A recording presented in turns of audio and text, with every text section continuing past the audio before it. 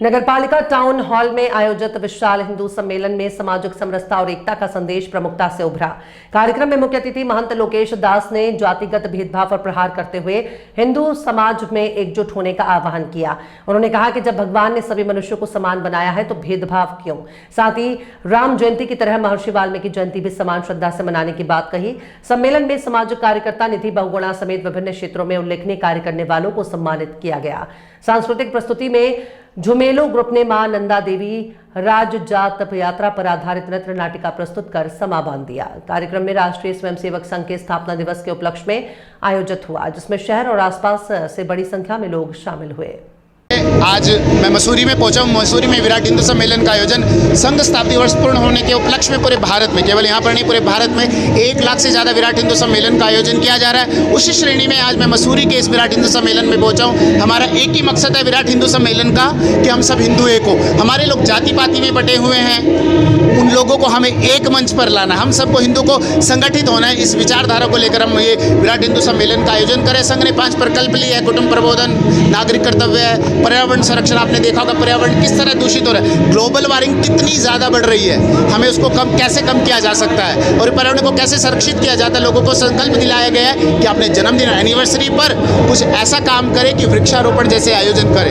हमें ऐसे लोगों को जागृत करना होगा, क्योंकि अपने पर्यावरण को बचाना वृक्षारोपण से बड़ा कोई भी कार्य नहीं है। तो मुझे लगता है कि हमें ऐसे कार्य करने चाहिए और इसके लिए लोगों को जागरूक करने आए कि हम भगवान रामानंदाचार्य भगवान ने कहा, जात पात पूछे ना कोई, हरे को भजे सो हरे का होए। हम सब हरि की संतान है, हम उस परम पिता की संतान है, इसलिए हम जातिवाद में नहीं बटना चाहिए। हमें सब एक होना चाहिए। अगर हम एक रहेंगे तो नेक रहेंगे, अगर बटेंगे तो कटेंगे। नारा हमारे योगी आदित्यनाथ जी ने आपको दिया ही था। हाँ भी हमें सेकुलर क्यों बनना? जो सेकुलर, देखिए, या तो आप हिंदू हो या देखो, एक होता है पुरुष, एक होता है स्त्री और एक होता है बीच में क्या होता है। तो या तो आप मुस्लिम बन जाओ या हिंदू बन जाओ। तो मैं कहना चाहता हूँ, हमारे वहाँ बजरंग दल के नेताओं ने उन्हें कुछ नहीं कहा था, अपना नाम बदलने के लिए कहा था। बाबा हमारे हनुमान जी को कहा जाता और हमारे उनके लोगों की कोई गलती नहीं थी। लेकिन देखिए, उसने दीपक ने जैसे अपने नाम के आगे मोहम्मद लगाया तो राहुल गांधी जी ने उन्हें अपने पास बुला लिया। दीपक था तब नहीं बुलाया उन्होंने, क्योंकि मोहम्मद नाम उनको बहुत प्रिय है। बचपन से ही 1947 से पहले से ही उनको मोहम्मद नाम प्रिय है, इसलिए उन्होंने मोहम्मद को अपने पास बुला लिया। किस तरीके से आगे लेके चल रहा है संघ अब सारी चीज़ों को लेकर? इस संघ इस देश के लिए, इस मातृभूमि के लिए उनका सिर्फ एक संकल्प है, वो छिप के काम करता है। छप कर आपने किसी भी संघ के इतने बड़े पूरे भारतवर्ष में आपने देखा होगा, इतने आंदोलन आयोजन हो रहे हैं, कहीं भी आपने संघ के किसी भी व्यक्ति की फ़ोटो नहीं देखी होगी, क्योंकि संघ छपना नहीं चाहता, संघ छिपना चाहता है और इस मातृभूमि की सेवा करना चाहता है, इस सनातन धर्म के लिए लड़ना चाहता है और हिंदू धर्म के लोगों के लिए लड़ना चाहता है। संघ का यही प्रकल्प है और उस प्रकल्प पे हम लोगों का दायित्व बनता है सभी सनातनियों को, सभी हिंदुओं को, सभी संतों को मिलकर संघ का साथ देना चाहती है। और जो लोग संघ का विरोध करते हैं, मैं उन लोगों को एक बार कह देना चाहता हूँ, संघ की शाखा में जाओ, तब तुम्हें पता चलेगा संघ क्या है। अगर ब्रह्मा जी भी इस धरती पर आते हैं तो उनको संघ को समझना है तो एक बार शाखा में ज़रूर जाना पड़ेगा। आप शाखा में जाइए, आपको संघ अपने आप समझ आएगा। संघ केवल इस देश के लिए काम करता है और इस मातृभूमि के लिए काम करता है। देखिए, संघ का जो कार्य है वो एक सामाजिक चेतना को जगाना है। जो पंच परिवर्तन इस 100 वर्ष के जो ये कार्यक्रम चल रहे हैं हिंदू सम्मेलन, पूरे देश में 2.25 लाख से ज़्यादा ऐसे सम्मेलन और हमारे केवल देहरादून नगर निगम क्षेत्र में 95 सम्मेलन हुए हैं। तो एक बड़ा ये कार्यक्रम है और संदेश केवल एक ही है, सामाजिक समरसता बढ़ानी है, पर्यावरण की रक्षा करनी है, अपने परिवारों में एक प्रबोधन करना है।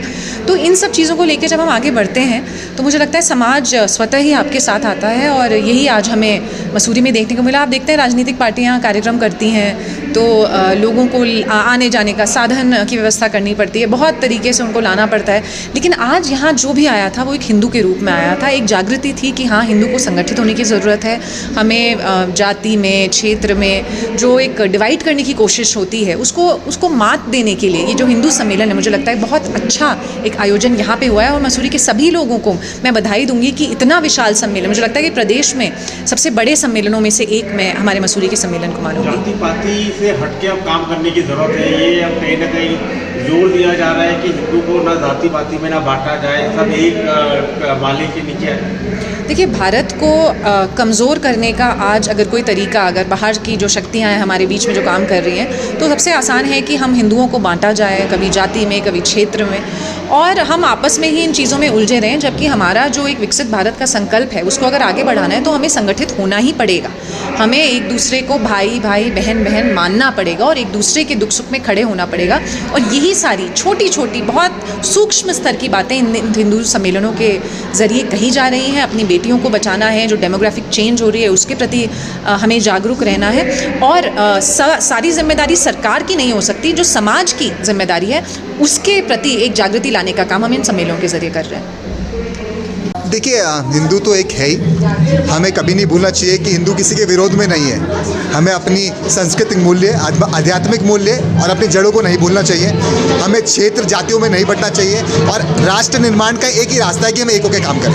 और क्या मानते हैं, जाति पाति तो बढ़ रहा है ना? देखिए, यही तो मुख्य, ये जो संवाद होते हैं, जब यहाँ पे उद्बोधन करने हमारे महंत लोकेश जी भी आए और जितने संत महासंत यहाँ पे लोग आते हैं या जो भी हमारे एक तरीके से प्रबुद्ध लोग हैं, वो ये संदेश देते हैं कि सब मिलके काम करें, सब एक ही झंडे के नीचे काम करें, क्योंकि एक ही देश के लिए अगर आप काम कर रहे हैं तो आपको अपनी जितनी भी आपकी पावर है वो आपको एक साथ लगानी चाहिए।